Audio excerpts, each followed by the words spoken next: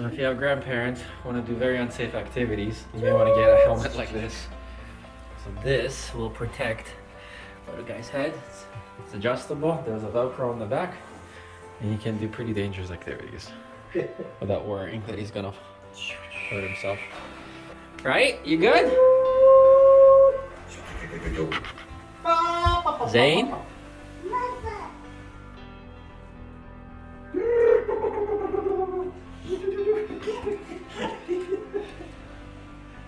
Zane? Zane?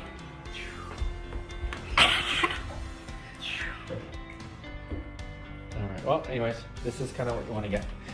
And if he's going to be walking, also, because then he's going to not necessarily fall on his head. You also may want to get some knee pads. We also have knee pads and elbow pads.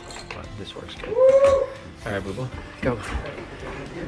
Oh, see? That's why you need knee pads. Alright, thanks for watching. See you guys in the next one.